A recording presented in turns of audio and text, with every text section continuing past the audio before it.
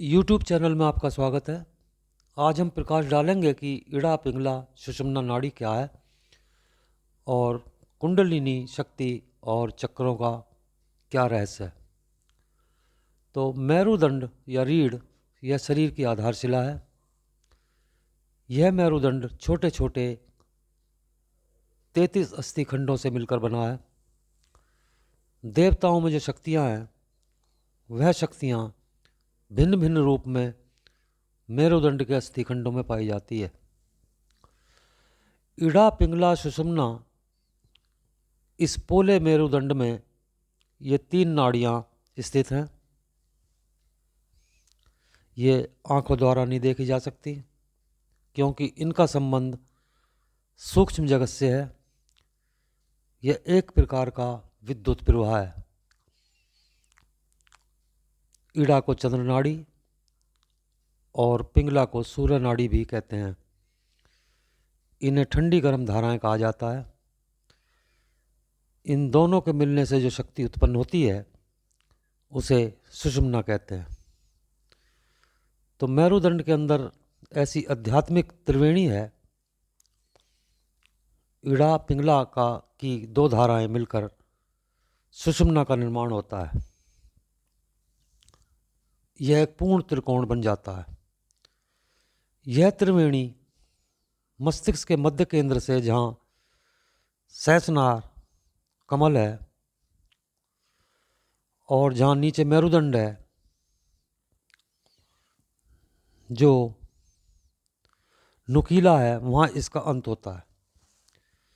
यही इस त्रिवेणी का आदि और अंत है।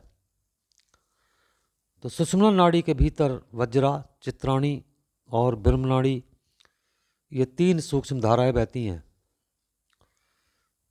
सुषुम्ना नाड़ी के अंदर वज्रा और वज्रा के भीतर चित्रणी और चित्रणी के भीतर ब्रह्मनाड़ी है। यह ब्रह्मनाड़ी मस्तिष्क के केंद्र में ब्रह्मरंध्र में पहुंचकर हजारों भागों में चारों ओर फैल जाती है। उसी स्थान को सहस्रदल कमल कहते हैं। यह सहस्रदल कमल सूक्ष्म लोकों में विश्वव्यापी शक्तियों से संबंधित है। सबसे नीचे ब्रह्मनाड़ी का जो गुंथल स्थल है, आध्यात्मिक भाषा में इसे कुंडलिनी कहते हैं। यह 3.5 लपेटे हुए मुंह नीचे को है। तो सुषुम्ना के अंतर्गत रहने वाली 3 नाड़ियों में सबसे भीतर स्थित ब्रह्मनाड़ी में 6 चक्र, मूलाधार चक्र, स्वादिष्ठान चक्र, मणिपुर चक्र, अनाहत चक्र, विशुद्ध चक्र, आज्ञा चक्र और सबसे ऊपर सहस्रार चक्र है। सुषुम्ना तथा उसके अंतर्गत रहने वाली चित्रणी आदि नाड़ियाँ इतनी सूक्ष्म है कि उन्हें साधारण नेत्रों से देख पाना कठिन है। तो इससे संबंधित चक्र और भी सूक्ष्म है।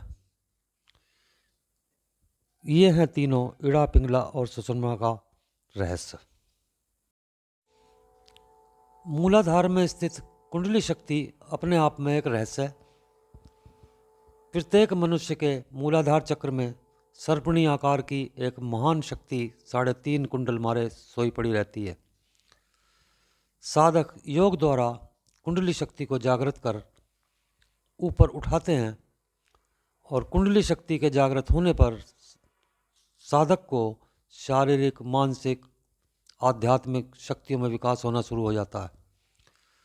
यह शक्ति स्वादिष्ठान चक्र, मणिपुर चक्र, अनाहत चक्र, आज्ञा चक्र को भेदती हुई क्राउन चक्र पर पहुंचती है। इस सूक्ष्म क्रिया को कुंडलिनी शक्ति द्वारा साधक प्रत्येक चक्र को भेदता है और प्रत्येक चक्र को भेदते ही साधक में आध्यात्मिक शक्ति प्रकट होने लगती है। जब कुंडली शक्ति क्राउन चक्र पे पहुंच जाती है तो साधक को अपनी इच्छानुसार समाधि लगाने की शक्ति प्राप्त हो जाती है और साधक को कई सिद्धियां उपलब्ध हो जाती हैं। जब कोई साधक संयम पूर्वक ध्यान आदि योगिक क्रियाओं का अभ्यास करता है तब सुषुम्ना नाड़ी में शक्ति विकसित होने लगती है और शक्ति का मुख्य आधार मूलाधार चक्र है। मूलाधार के जागृत होने पर दिव्य शक्ति ऊर्ध्वगामिनी हो जाती है। यही कुंडली जागरण है। मूलाधार चक्र में शक्ति के जागृत होने पर अन्य चक्रों का भी जागरण स्वयं होने लगता है। वैसे ये राजयोग की एक अत्यंत उच्च कोटि की साधना है,